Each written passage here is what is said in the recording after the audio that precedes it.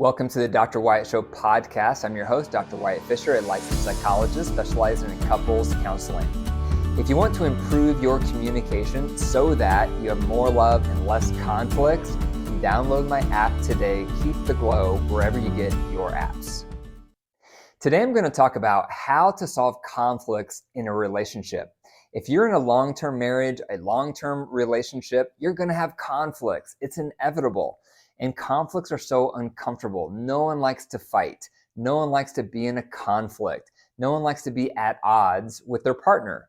Yet, we have conflicts very often. So today I'm going to go through some steps to help you solve conflicts in your relationship. The first step is identify your areas of brokenness. Brokenness refers to the shortcomings, the growth areas, the weaknesses that you have and your partner has that you both brought into your relationship. We all have these. These areas of brokenness are not created in the relationship, but they can be made worse in the relationship. They're things that we bring into the relationship. So one example might be you get defensive, or maybe you tend to be critical, or maybe you tend to be short-fused. These are all examples of brokenness. So the first step, if you want to figure out a way to solve conflicts in your relationship, is you have to identify your brokenness. What are your top three? What are your top three growth areas as a partner? Can you list it? Can you identify what they are? When I do my conferences, the Total Marriage Refresh, I have people raise their hand if they can list off their top three areas of brokenness, and no one raises their hand. We don't think about this very often. We don't like to think about this very often, but it's really helpful if you can just identify and list off your top three growth areas as a partner. It's very helpful because then it's going to be easier to reconcile in conflicts because you're going to more readily identify your contribution. Number two is ask your partner what they think. So after you create a list of the three areas of brokenness that you think you have, next, you're going to ask your partner if they would agree or if they would change any of your items. And your partner has the final say of what your areas of brokenness are. So if you think you're a poor listener, but you ask your partner for the top three areas of brokenness that they think you have and they don't list poor listener, then guess what? You're not a poor listener, or else they would have said that. And so you can show them your list of what you think your top three are, but they have the final say. And the reason they have the final say is because they're in a more objective position to tell you what your three growth areas are, because they see you all the time. They hear you all the time. They watch you all the time. Therefore, what they think your top three areas of brokenness are is what counts. And so defer to their opinion. Don't argue with them or disagree if they have a different opinion on what your growth areas are. Accept their opinion because their opinion is more objective than yours. Now, it's important to do this both directions. So this is not just partner A identifying their areas of brokenness and asking for feedback. It's also partner B. So this is something you both need to do.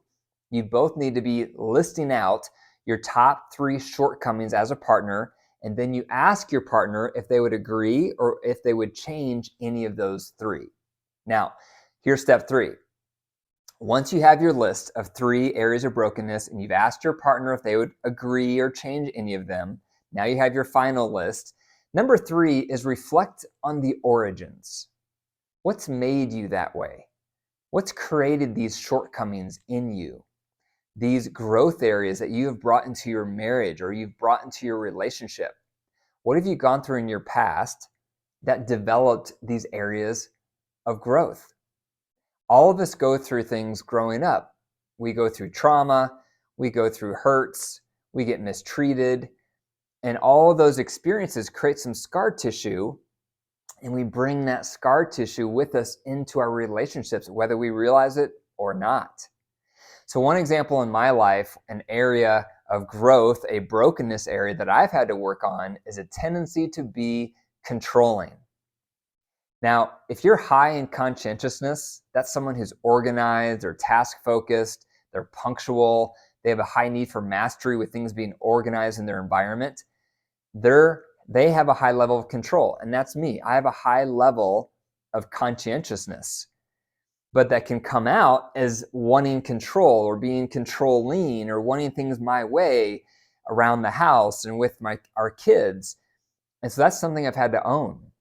I've had to own that I can have a tendency to be a control freak if I'm not careful.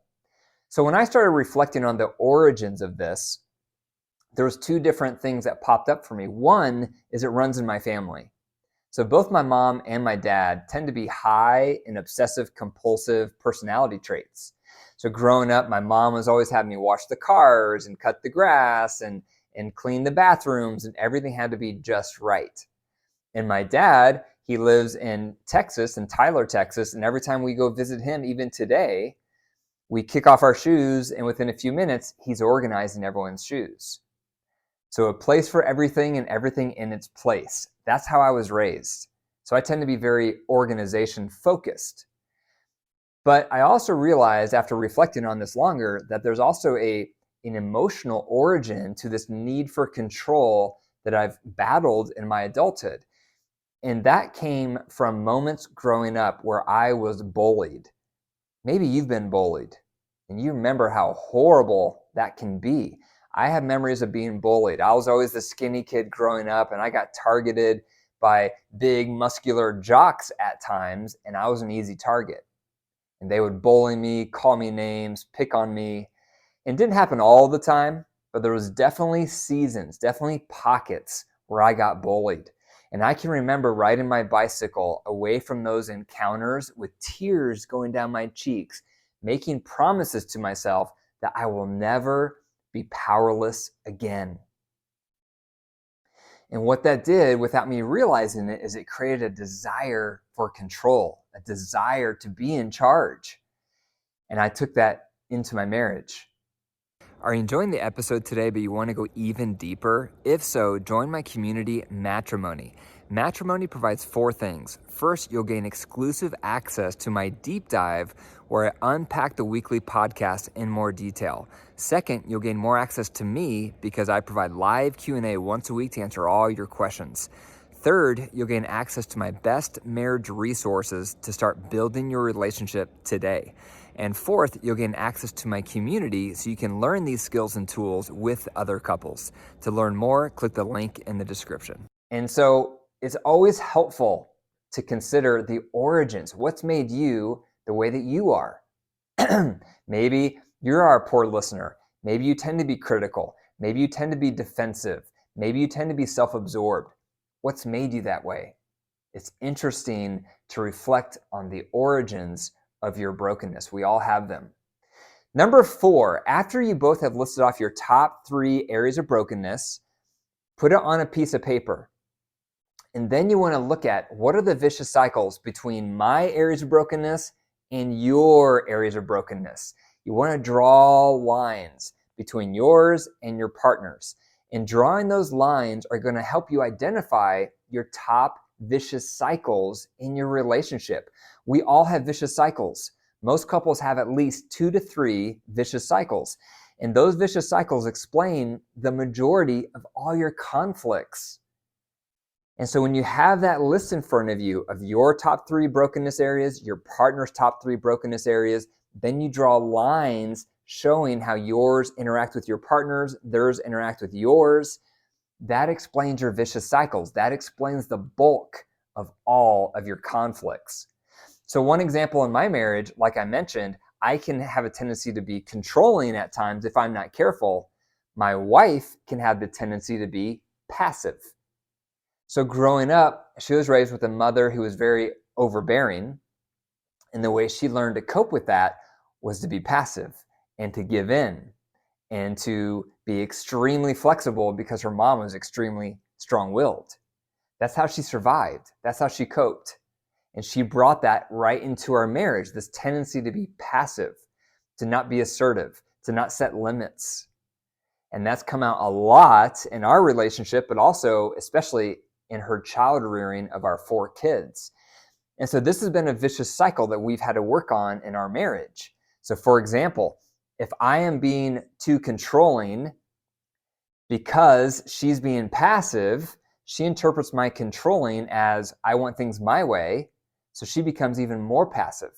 The more passive she becomes, the more I feel like I have to take over to do my part and her part, so I become more controlling. The more she sees me being controlling, the more she just gives up and becomes more passive. The more that happens, the more resentful I become because I feel like everything's on my shoulders. So I take over even further. The more I take over, the more she resents that she feels voiceless. It's a vicious cycle. Back and forth, back and forth. What are your vicious cycles? We all have them. And this leads me to number 5. Number 5 is work on your part. When you can identify your 3 areas of brokenness, that shows you your part to the vicious cycles.